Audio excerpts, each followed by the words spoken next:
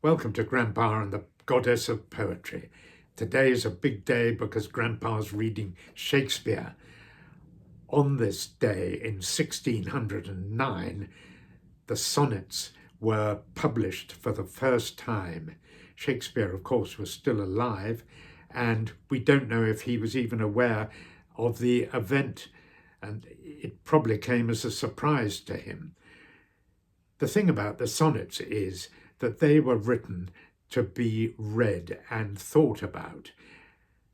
And therefore, unlike the plays that were written to be heard, and heard often in a noisy Elizabethan playhouse with no microphones, where the words probably had to be shouted and be spoken very clearly, and people sometimes struggle to understand how the great beauty of some of Shakespeare's plays could be put across to an Elizabethan audience in the circumstances that existed at the time. You know, an open air, half open air theatres, a lot of background noise. How could an audience appreciate Shakespeare's words and their beauty? We'll probably never know, but the fact is the sonnets are a vehicle where Shakespeare could give a lot more double meaning, a lot of innuendo, a lot of obscurity. It's as if Shakespeare sometimes is standing in the shadows, challenging us to understanding the meaning in some of his sonnets, and indeed to whom they were written. Was it to a man or a woman? And if so, who?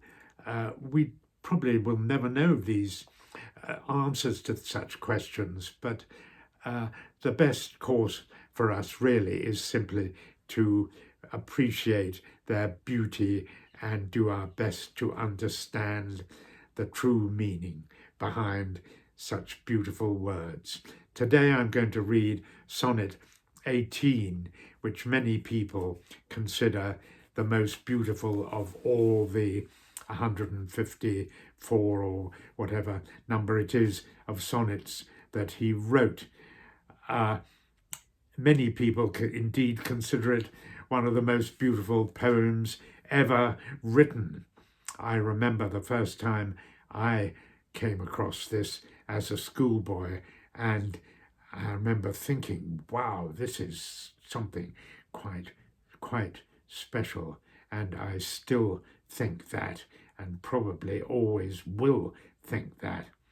I find it quite heart-stopping in its beauty, and today I'll do my best to do it justice. Here we are, Sonnet 18. Shall I compare thee to a summer's day? Shall I compare thee to a summer's day? Thou art more lovely and more temperate.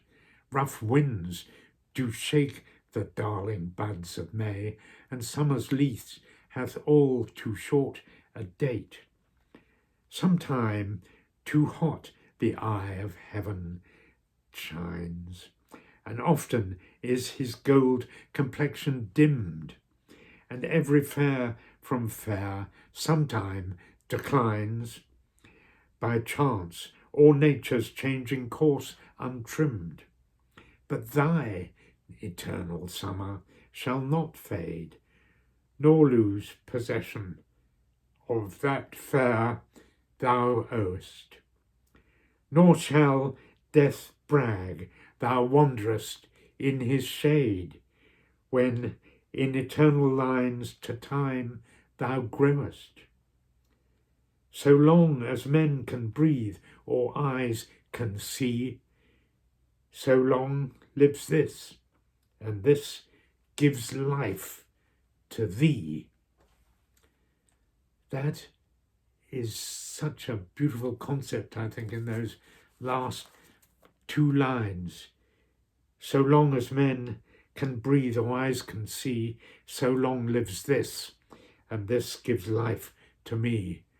the bard is saying, you know, poetry is a way of granting immortality to people, because you remember the beauty of the spoken word. Shakespeare's really echoing what the Roman poets like Horace used to say about Homer. You know, many great men lived before Agamemnon, but they lie unremembered and unwept for through the dark night of history, because they lacked a sacred bard. And he said that about Homer, and Shakespeare is saying that really about himself, that he, in his immortal verse, gives life, eternal life, really to people that he speaks about. Who will ever forget Hamlet, Macbeth, King Lear, Romeo and Juliet? You know, the list goes on and on, because Shakespeare's words are so beauty, and we always remember the way they make us feel. Thanks for listening today.